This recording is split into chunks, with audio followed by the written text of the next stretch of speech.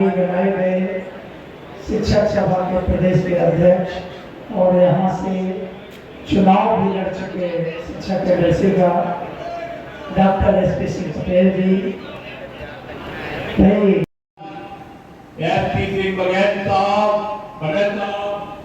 मंचासीन हमारे महानगर के अध्यक्ष रणवीर आनंद जी, लोगों का नाम लूंगा तो बड़ा समय लगेगा, तो सबको मैं ऐसा योग्य सम्मान करते हुए सदन को तस्मै श्री गुरुवे नमः।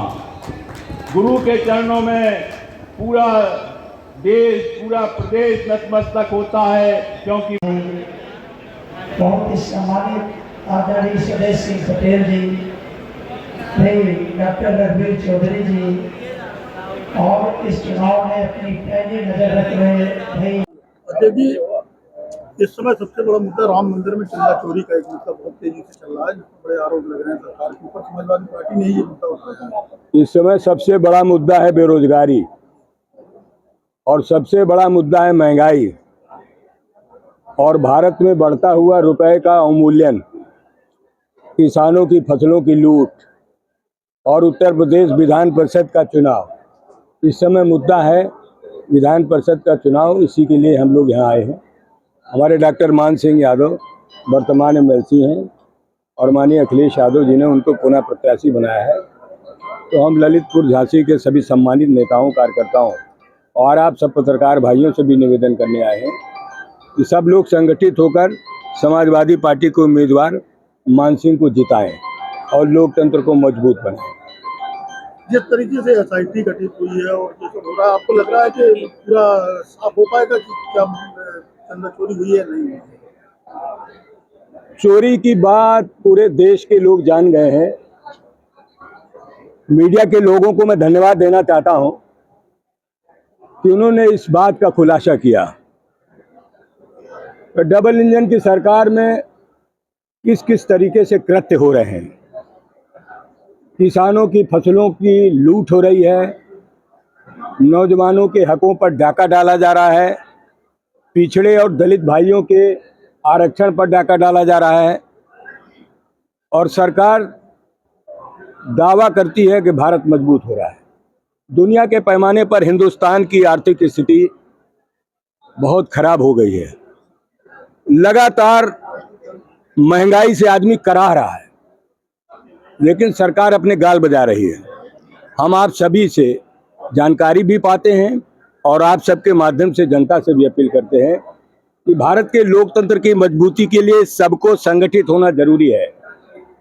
देश में तानाशाही जिस तरीके से हो रही है, अभी हमारे झांसी के सम्मानित कार्यकर्ताओं ने कल महंगाई, बेरोजगारी, भ्रष्टाचार के खिलाफ ज्ञापन दिया, और ज्ञापन देने पर भी मुकदमा।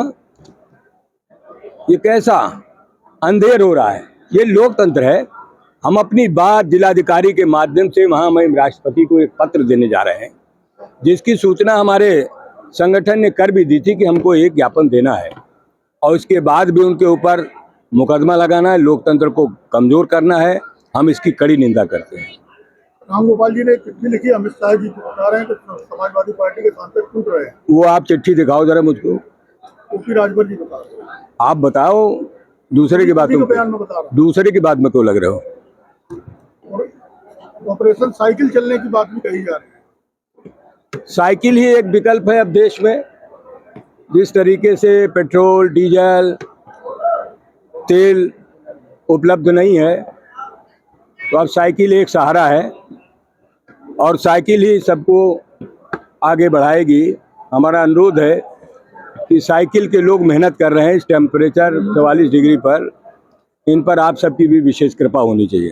अभी एक वीडियो भी सामने आया है जिसमें कई जो भाजपा के सहयोगी दल हैं, सीटों की खरीद फरोख्त का मामला सामने आया है, उसका क्या कहना है? अब वो उनका विषय है। हम तो समाजवादी आंदोलन के कार्यकर्ता हैं। आप सबसे निवेदन करते हैं कि आप लोग भारत के लोकतंत्र के चौथे स्तंभ हैं, और मैं झांसी से बहुत पुराना रिश्ता है मेरा आप सबसे। समय समय पर आप लोकतंत्र को मजबूत बनाने में अपना योगदान देते हैं, इसके लिए भी हम आप सबको बधाई देते हैं। अभी थोड़ी देर पहले उन्नाव में मुख्यमंत्री जी थे, उन्होंने कहा कि समाजवादी पार्टी गुजरा राज की पार्टी है और एक नारा हुआ करता था कि देख सफाई बिटिया घबराई, क्या कहेंगे?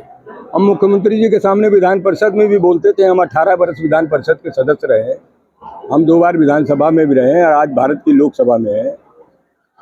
मुख्यमंत्री जी भारत के संविधान की कसम खाए हैं, ईश्वर की भी शपथ लिए हैं, लेकिन हमारी जो जानकारी है अपने छोटे राजनीतिक कार्यकाल में कि इस तरीके से अमर्यादित बात करना, अशोभनीय टिप्पणी करना किसी मुख्यमंत्री का अभी तक का इतिहास नहीं है।